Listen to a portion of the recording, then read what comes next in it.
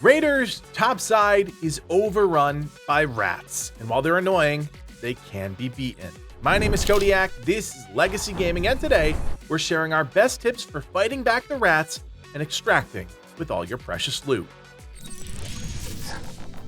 Rats have overrun topside, and if you've checked out the Arc Raider subreddit recently, you'd know just how frustrated some players are by the behavior. Let's be clear, ratting is part of the extraction shooter genre, and that's likely never going to change, so instead of getting annoyed by it, let's talk about how you can outsmart the rats. When you're playing solo, it can be a challenge to determine friend from foe. There are loads of players who go around simply wanting to loot and don't want to engage in PvP, but there are also those that are more interested in killing you and taking what you've collected. As a general rule of thumb, you're always going to want to be cautious and never outright trust a stranger, but there are also some telltale signs that someone has bad intentions, and it all comes down to how perceptive you are. For starters, if you're joining a matriarch or harvester map with the intention of killing the boss as part of a larger group of solo players, pay attention to what type of equipment other raiders are using. If someone is using a green shield and a base weapon, that is the Pharaoh, Rattler, Kettle, or Stitcher with no attachments or upgrades, it's likely they're using a free kit and are only in there to steal loot from the corpse of the boss, or they have other ill intentions. As a reminder, you can tell what type of shield players are wearing based on the protruding panels that extend off of a player's back. One panel is a green shield, 2 panels is a blue shield, and 3 panels is a purple shield. Body language means something, even topside, so once you identify a rat, keep an eye on what they do. If they loiter towards the back or around the fringes of the action, be suspicious and never put yourself in a position to get shot in the back. Sometimes that's going to be challenging based on the cover that's available, but you have to find that balance.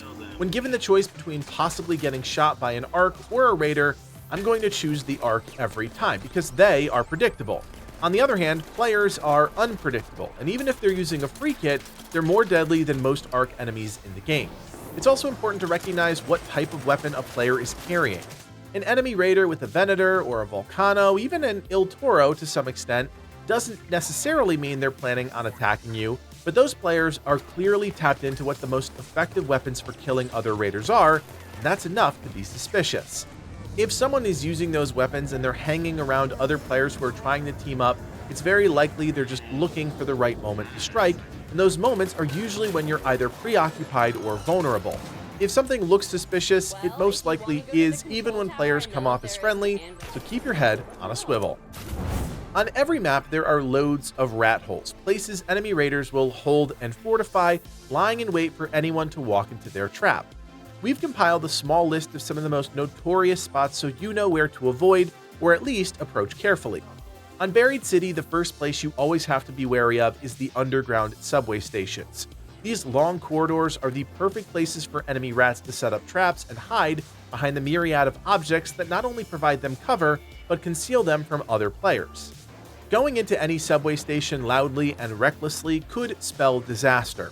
One unique metro station is on the southernmost side of the map, and this one is a rat's paradise. Not only are there multiple levels, all of which have great spots for players to hide, but many players will also just use the zipline that brings them straight to the bottom, making them a clear target for the rats.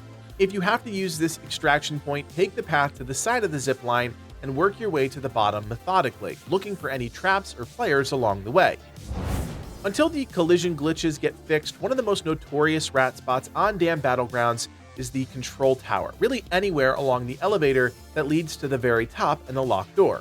We've fought players at the top holding the door, we've fought players in the elevator shaft, and we've even fought players at the bottom holding that position and waiting for the opportunity to strike. At this point, it might be best to avoid that place entirely, but if you have to fight, make sure you take advantage of the numerous places to hide, such as the ledges on the side of the elevator shaft and the roof above the door on the main floor. Both will offer you protection and good positioning if you end up having to fight. One of the newest rat spots is at the Seed Vault extraction point in Stella Montis. With the help of a snap hook, you can reach some pretty dastardly spots high up in the ductwork, making it very easy to ambush unsuspecting players. Given that there are multiple places to hide in this location, be wary whenever you use this extraction point solo or in a group. On Blue Gate, you always have to watch out for the reinforced reception windows above the main lobby. It can be tempting to run straight through the front door, especially if you're after those secret rooms underground, but players can hide comfortably above the lobby and get the jump on anyone running in. If you do make it to the bottom, be wary of the locker room that's just to the right of the security wing. This is a popular spot for all of the room's valuable loot, but it's also a notorious rat spot. Not only can you climb on top of the lockers, but you can also jump to multiple smaller ledges around the room, including the door frame, giving rats unexpected angles on their would-be targets. Where there is epic loot, there is bound to be rats, so be careful. Spaceport is one of the more well-balanced maps in the game, with most areas presenting multiple points of entry. The only real exception are the smaller towers along the northern side of the wall, which you can only reach if you take the zip line from the bottom to the top. Given that there are plenty of objects to hide behind at the top, it's an easy place for rats to hide and get a quick kill. When in doubt, it's best to avoid rats altogether, and sometimes that means walking away from your favorite loot spot or the opportunity right in front of you. Much like a real-life rat, sometimes there's nothing you can do about their existence, you just need to avoid the places they like to hang out, and that holds true in Arc Raiders. Avoid heavily ratted extraction points, many of which we talked about before. That means you might need to leave a raid early, but if that means avoiding almost certain death, it's worth cutting a run short. At this point, until the collision door glitches are fixed, it might also be best to avoid those major POIs with heavily trafficked locked doors altogether.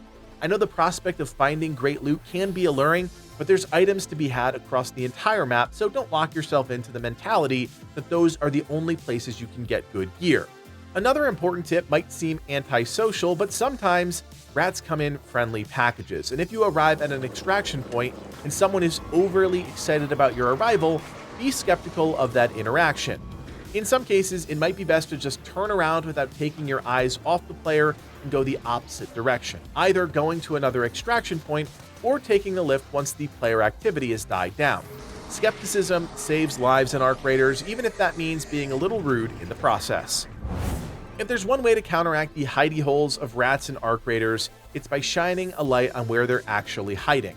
Not an actual light, because using your flashlight for any extended period of time isn't smart, but actually crafting and bringing some tagging grenades with you whenever you load into a raid. These rare throwables can be crafted at a Utility Station 3 for one electrical component and one sensor. Easy materials to obtain so long as you loot the various server rooms across the map's topside.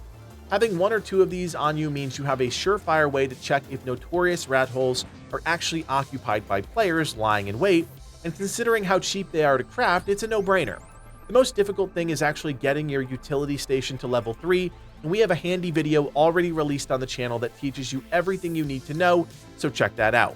Rule of thumb, the better prepared you are for dealing with rats, the easier they are to take out.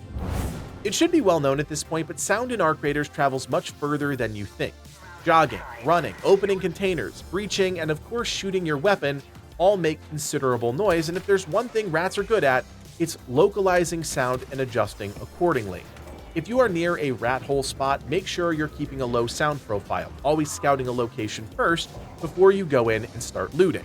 The worst thing you can do is get a false sense of security, looting a few containers, thinking everything is clear, when in reality, a rat is just waiting for you to walk into its trap.